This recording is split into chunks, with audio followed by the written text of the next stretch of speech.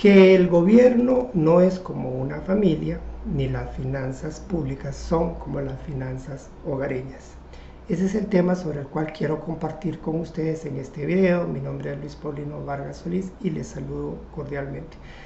Esta reflexión de hoy está inspirada en un video que vi hace unos días, un video de don Claudio Alpizar, reconocido politólogo y analista de asuntos de actualidad nacional, en el cual don Claudio se refería a unas declaraciones del ministro de Hacienda y don Claudio hacía ver que la comparación entre las finanzas del gobierno y las finanzas de un hogar común y silvestre no era apropiada porque el gobierno dispone de posibilidades para financiarse que no están al alcance de una familia promedio.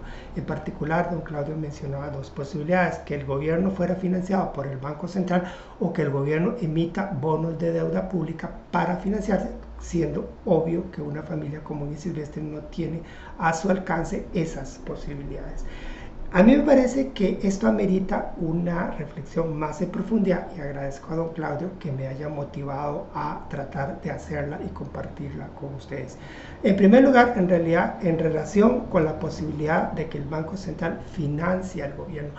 Lo cierto es que, diferente a como ocurre con la enorme mayoría de los bancos centrales alrededor de todo el mundo, el Banco Central de Costa Rica está muy limitado si de financiar al gobierno se trata.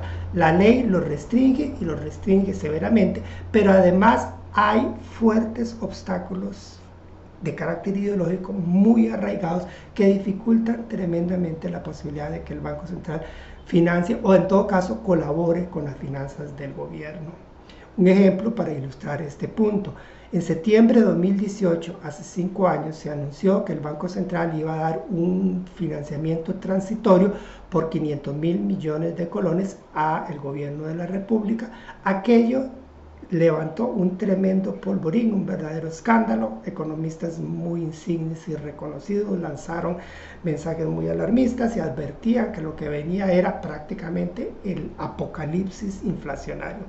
Alguien me preguntó a mí y yo dije: no creo, no me parece que vaya a ocurrir nada de eso, porque sencillamente no hay condiciones para que eso ocurra, y efectivamente no ocurrió. No obstante lo cual, esos fantasmas ideológicos siguen ahí presentes, siguen fuertemente establecidos y resultan prácticamente inamovibles, lo cual en combinación con las restricciones legales hace tremendamente difícil que el Banco Central colabore con las finanzas del gobierno. Y quiero que quede claro, yo no estoy hablando aquí de que el Banco Central, como se dice popularmente, que ponga a trabajar la maquinita de hacer dinero para financiar el gobierno irresponsablemente. No estoy hablando de eso.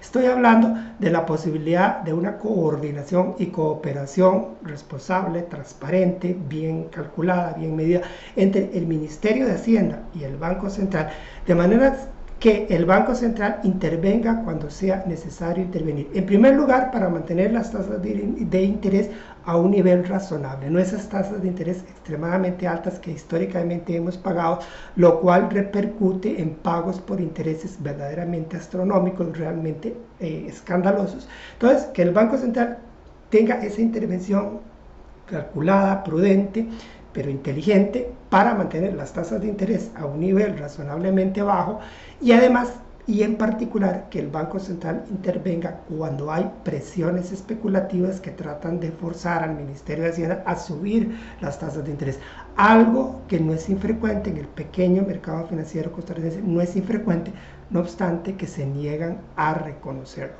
El caso es que el Banco Central no hace nada de esto y más bien con alguna frecuencia toma decisiones que complican las finanzas del gobierno, que le complican el trabajo al Ministerio de Hacienda, porque toma decisiones conducentes a empujar hacia arriba las tasas de interés justamente en momentos en que el gobierno vive situaciones de apuro financiero. Lo vivimos en 2018 y lo hemos vuelto a vivir en 2022. Algo absurdo, digámoslo así, una verdadera locura, pero esa es la forma como actúa nuestro Banco Central. Y eso es importante tenerlo claro, porque no es tan sencillo como de que digamos: si es que el gobierno dispone de la posibilidad de que el Banco Central le financie. En el caso de Costa Rica, eso está lejos de ser posible, y más bien el Banco Central a veces agrava los problemas en vez de ayudar a resolverlos. Está la segunda opción que mencionaba don Claudio, la posibilidad de emitir bonos de deuda pública para financiar los gastos del gobierno. Este es un asunto que también tiene sus complejidades y amerita que discutamos un poquito sobre esas complejidades. Una de estas ya la anticipé, las tasas de interés irrazonablemente altas que se han venido cobrando a lo largo de los años sobre las emisiones de bonos de deuda pública en el mercado costarricense, lo cual, como ya dije, repercute en pagos por intereses por montos verdaderamente escandalosos. El Banco Central, que debería contribuir a suavizar eso, no digo que el Banco Central pueda simplemente resolverlo, probablemente se necesitarán otras cosas para resolverlo, pero el Banco Central podría contribuir a suavizar ese problema, más bien viene a complicarlo. ¿Cuál es la respuesta estándar que se ha impuesto en Costa Rica, sobre todo desde hace 5 años para acá? Esa respuesta estándar es decir, recurramos a deuda externa, porque la deuda externa, o sea, la deuda expresada en una moneda extranjera, usualmente dólares, esa deuda externa viene con tasas de interés más bajas y vamos a poder disminuir los pagos por interés. Pero ahí se les están olvidando algunos detalles muy importantes. En primer lugar, la deuda externa incrementa nuestra vulnerabilidad ante los ataques especulativos provenientes de los mercados financieros globales. Se ha demostrado sobradamente que esto puede ocurrir, eso ha tenido a veces consecuencias realmente catastróficas y un ejemplo terrible de eso es precisamente Grecia. En la medida en que la parte de la deuda externa fuera creciendo con el paso del tiempo y llegara a ser una parte mayoritaria de la deuda total, las posibilidades de que esos ataques especulativos se den se incrementan y entonces sentiremos el efecto a través de la fuga de capitales, de la devaluación de la moneda, y ahí sí es cierto que podríamos vernos arrastrados a una situación de insolvencia por la sencilla razón de que no podemos emitir moneda extranjera. Hay un segundo problema con este asunto de emitir, el cuentito este que emitamos deuda externa porque viene con tasas de interés más bajas. El asunto es que si vamos a tomar deuda externa deberíamos tener la prudencia de que esa deuda externa venga a destinarse al ámbito productivo con el objetivo de diversificar la economía, de modernizarla, de elevar la productividad, de manera que en el futuro podamos de una manera autóctona por nosotros mismos generar las divisas, los dólares, los euros necesarios para pagar la deuda adquirida en el pasado en moneda extranjera y no caer en el círculo vicioso de que tener que tomar nuevas deudas para financiar deudas viejas.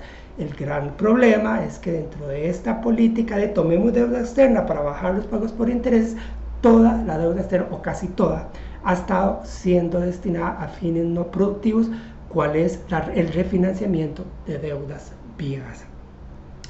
Yo por ahora lo dejo aquí. Quería examinar estos dos puntos en relación con el interesante comentario de don Claudio Alpizar. En un segundo video quiero abordar algunas otras temáticas muy importantes para tratar de redondear un poquito más la idea de por qué no es apropiado, o en todo caso hay que hacerlo con mucho cuidado, la comparación entre las finanzas públicas y las finanzas hogareñas. Es todo por hoy. Muchísimas gracias por la paciencia, por el interés. Hasta luego.